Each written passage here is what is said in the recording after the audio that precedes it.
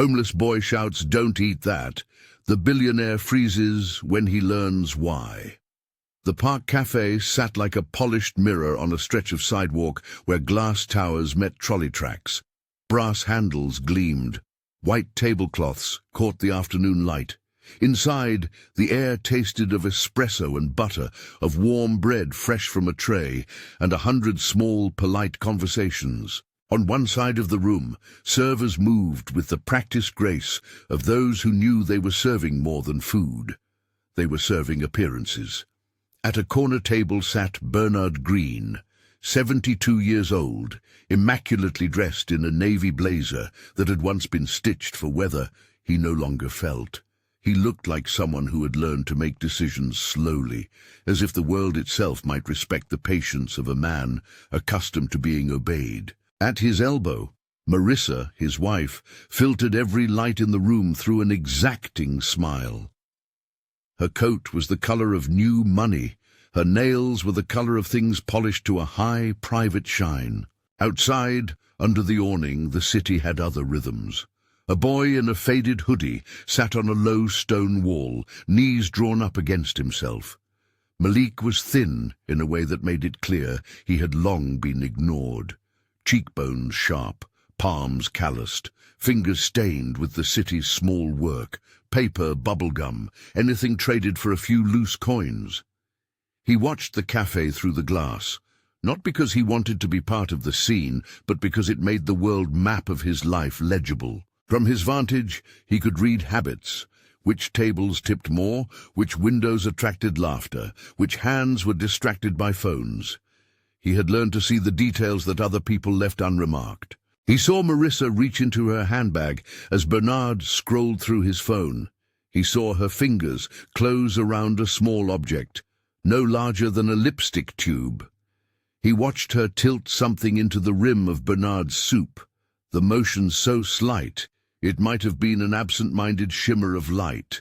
It was a clear liquid, catching the late sun, falling like a single pale thread into the broth. For a heartbeat, Malik thought he had imagined it. Then the thread spread in the soup, and the smell of it. Nothing. The soup looked the same. People smiled on. There are moments when the body knows what the language delays. Malik's stomach, accustomed to gnawing silence, tightened. It was not the hunger that made him move so much as a recognition. He had seen hands put things into other people's cups before, an alley, a bar, always little acts that changed a life in a single breath. He had seen how small objects altered a day's course. He knew what invisibility taught you, that being unseen was dangerous. He got to his feet. He did not think about being noticed. He thought about the spoon. He stepped through the door. If this is gripping to you, stick around and subscribe. There are more moments where the overlooked become the pivotal. People heard him before they watched him. His voice cut through the cloth-muffled clink and the murmur like a knife. "Don't eat that!" Malik's shout made the room reassign its priorities. Conversations stalled. Fingers froze halfway to mouths. A waiter stopped mid-step and looked up as if the overhead lights had flickered. For one suspended beat, air sat heavily between the spoon and Bernard's lips. Then heads turned toward the boy in the hoodie, toward the tiny transgressive claim that had arrived from the street and landed at the heart of the cafe. Marissa's smile tightened at the edges. "Excuse me?" she said, the politeness there like glass that might shatter. Her voice was lower, controlled. "Who are you to speak to me like that?" Malik's hands were steady when he did not allow his voice to tremble. "I saw you," he said plainly. "You put something in his soup." The room shifted. Someone laughed, a short, uncertain sound that fell flat. People exchanged looks that said more than words. Curiosity, irritation, the reflex of a crowd deciding whether to defend an established order or to follow the disruptive truth of a street shout. Bernard lowered his spoon a fraction, the silver catching light. He blinked quickly, the way old men do when an unfamiliar humanity brushes close. Alert, then puzzled. He looked at his wife, and then at the boy. He had been taught to take his wife's word as a ledger entry. He had been taught to value someone who entered his life by marriage as aligned with his own gravity. He hesitated at the axis of those two instincts. Marissa moved first. "That's ridiculous," she said with the thin, rehearsed finality of someone practiced at deflection. She rose slightly from her seat, as if proximity might assert authority. "How dare you accuse me?" Her voice carried the exact kind of indignation that decorated courtyards and drew eyes. "No," Malik said. He stepped forward because words alone sometimes needed to be matched with motion. "I saw you take a vial from inside your bag. I saw you tilt it." A woman at a nearby table spoke up, protective of the comfort her money bought. "This is absurd. Are we going to listen to street theatrics now?" The tone changed. Where the cafe's clientele had at first been amused by the interruption, they now changed their amusement into something like anxiety. People pulled their phones out to record, to triangulate their indignation with a hotline of public proof. The waiter, young with the black tie of service, hovered, unsure whether his duty was to the patron's safety or to their etiquette. He did the practical thing, called the manager. "Sir." The manager was all polite apology. He moved between Bernard and the boy with the practiced neutrality of a placard. "Sir, would you like us to—" Bernard's hand tightened on the spoon. His face moved through small fractions, confusion, then curiosity, then a shadow of alarm. He had been taught that the world moved in certain rhythms. Accusations from strangers were outside his protocol. He set his phone down. "What did you see?" he asked, his voice quieter now, the kind of quiet that belongs to husbands who are trying to believe their wives. Malik told the simple thing he had seen. He spoke of the small object, of the clear liquid, of the tilt of the wrist. He did not paint motives. He did not add embellishment. His voice held the spare, honest cadence of someone who had learned to let facts speak, because the world rarely credited anything else. There was a clash of disbelief and curiosity. A patron near the window rubbed the bridge of his nose as if to clear the narrowing fog around the claim. Another man in a business suit scoffed, then seconds later opened his mouth to ask the same question the waiter had asked. "Shouldn't we call the police?" "Call the police." The room said it as if summoning the word might settle the increasing pressure. The manager did. Phones dialed. The cafe's music dimmed into a hum behind the new focus. In the space between the call and the answer, Marissa's posture altered. It was small, an almost imperceptible slump in the shoulder that might have been fatigue or the sudden weight of being watched. When the patrons stared past the veneer to the private place at a table, she pulled her napkin like someone trying to fold a map of guilt into a corner. When the officers arrived, they entered with the economy of presence that police are trained to carry into public disturbances. Neutral faces, easy commands, the sense that a public space could hold and weigh testimony. They listened as the waiter recounted the moment. One of the officers asked Bernard whether he had noticed anything unusual. Bernard looked at the soup. The spoon trembled. "No," he said finally.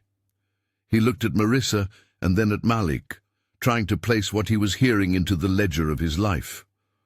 "Why would she—" He did not finish.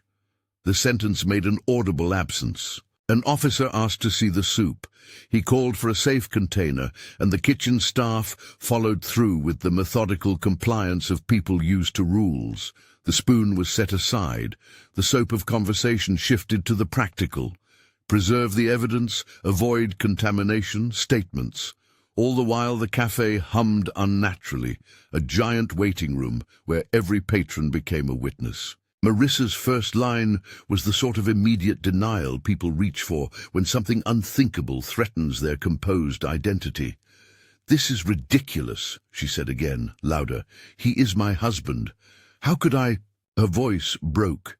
The first note of that break was a small thing. It might have been stress, it might have been relief at having been detected. No one could be sure. Then she said enough, in a voice that trembled in parts and snapped in others, to end the room's ability to grant her plausible deniability.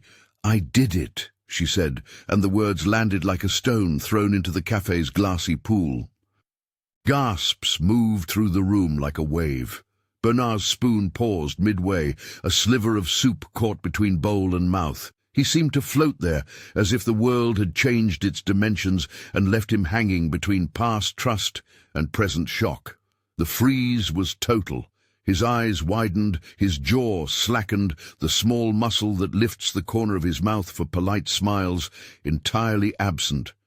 In that second, he looked both very old and suddenly childlike, trust undone, decisions unrehearsed. The officer stepped forward, a professional removing drama with clipped procedure.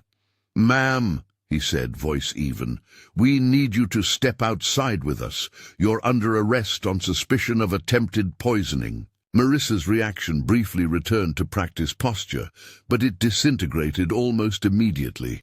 She stumbled into something that looked like confession, but it was jagged, not sequenced. "I couldn't stand it," she said. "Everything was his.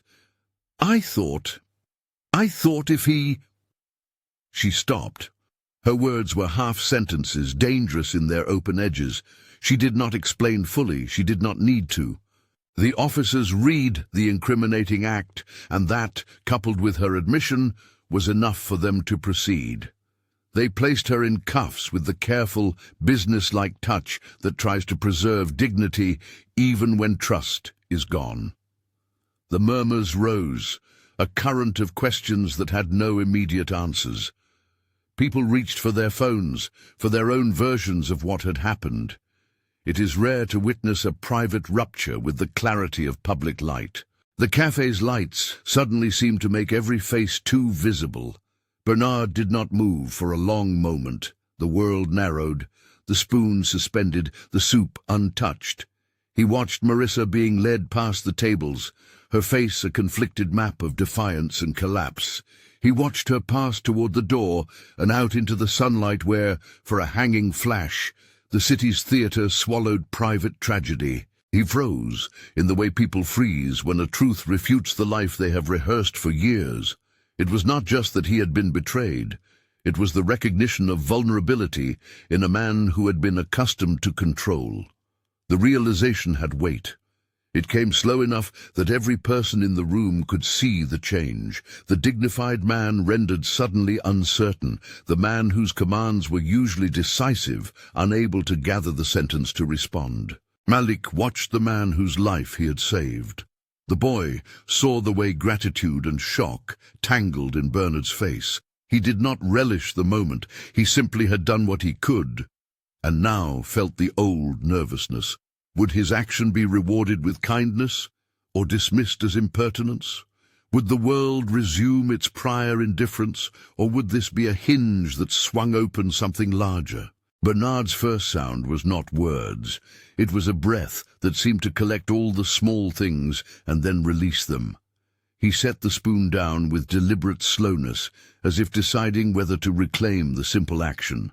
Then he stood, his chair scraping softly, and moved toward Malik in a strange, halting gait that betrayed both grace and an unfamiliar humility. "Thank you," Bernard said, his voice breaking in a way the man himself had not expected. The two words were heavy with meaning. More important than the thanks was the way it landed, not like arms from above, but like recognition from a human who had been startled awake. Malik kept his hands in his pockets. He had been told his entire life that gratitude went one way only. He waited for the gesture that would follow thanks, the turn back to the life that Bernard had kept in a bubble.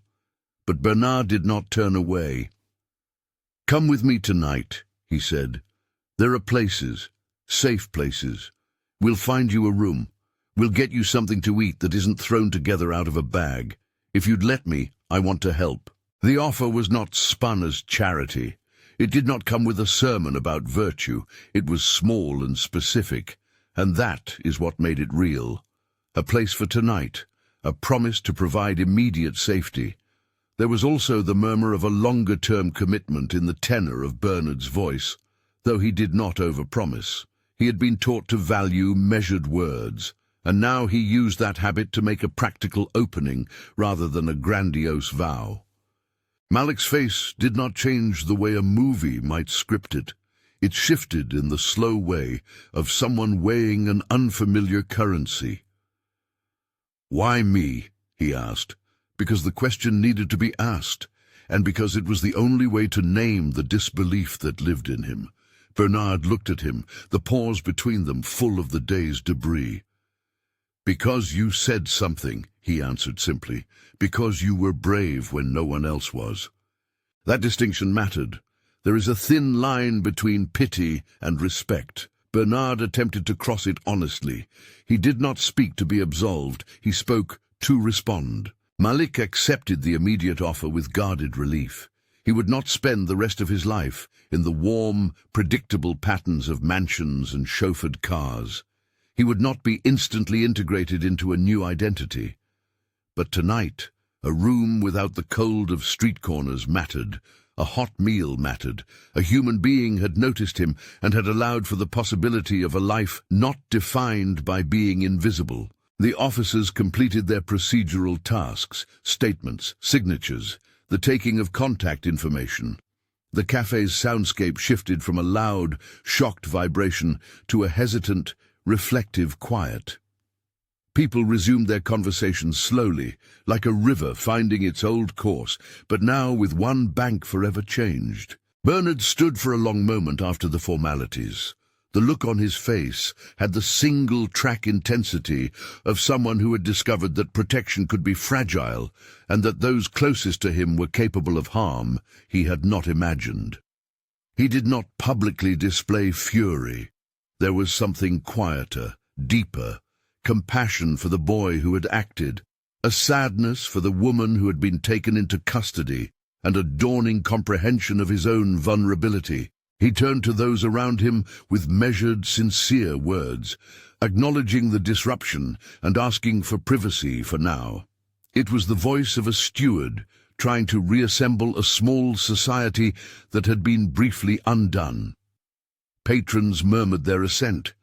A waiter passed a plate of untouched bread as a small apology. The café would, by hour's end, become only a memory of the scene, but for those who had been present, it would be a marker, an event folded into their lives like a crease that was hard to smooth out. Malik left the café with Bernard a little while later, the city seeming sharper as they stepped into it. A car idled at the curb. Bernard had called ahead, arranged a modest suite, and the discretion of a back entrance. He did not make a spectacle of his generosity. He offered it because the practicalities mattered to a man like Malik. The boy climbed into the car with the same guarded curiosity he had applied to everything new. As they drove away, the city remained unconcerned in its larger movements. Street vendors shouted, a traffic light flicked, a bus sighed to a stop. But in the warm interior of the car, a different movement was taking shape, a small exchange that could, if allowed to continue, redirect the trajectory of a life. Bernard sat with his hands folded. His face still carried the trace of the freeze, an after-image you could see even in the motion of his fingers, then softened as he watched Malik.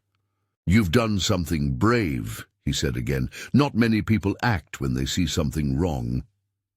"Most people look away," Malik answered. His voice had the particular cadence of someone who had learned how to translate world-weariness into concise, honest phrases. He did not ask for pity, he asked for a chance. "We'll figure out the rest," Bernard said. He did not promise a miraculous fix, he promised assistance. It was a kind of realism that matched the boy's own needs. Immediate shelter, a few meals, a contact at a shelter who could help with longer-term stability. He would hire an intake worker, make a few calls, make sure Malik had the documents he needed to be seen by services that could help steady things.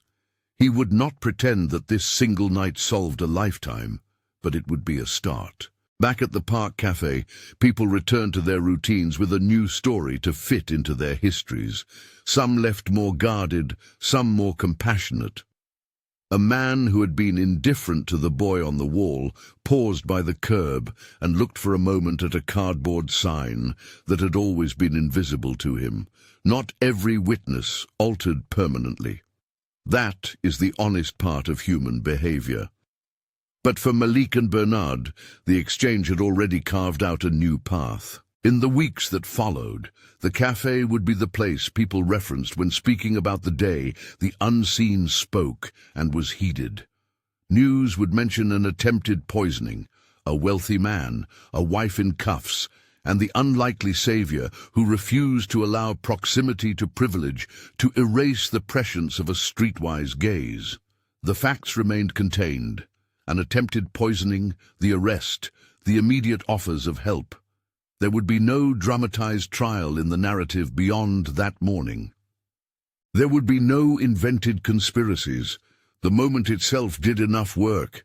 For Bernard, the freeze would remain a visceral memory. He had felt, in the pause between his spoon and his mouth, the frailty of his own assumptions. He had been forced to see the difference between appearances and actions, between the comfort of a partner's smile and the frightening contingency of betrayal. The knowledge changed him in quiet ways.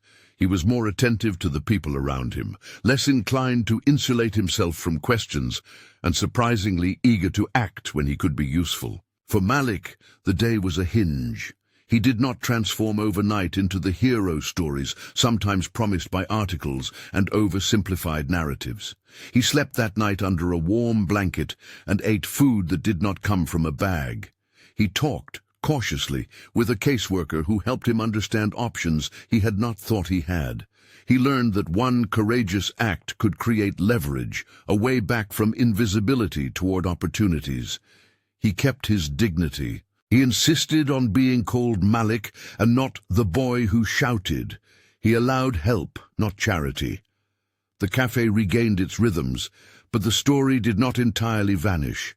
People who had witnessed the scene carried it forward as a reminder that courage shows up in small packages, that those who are overlooked might, in a single instant, become the ones who save others. It hovered in the neighborhood conversations, in the way a server glanced once more at the open door before serving a takeout order, in the way certain patrons left a little extra in the tip jar that week. There was no triumphalism in the aftermath, no grand displays of moral superiority, no public shaming beyond the records the officers had taken.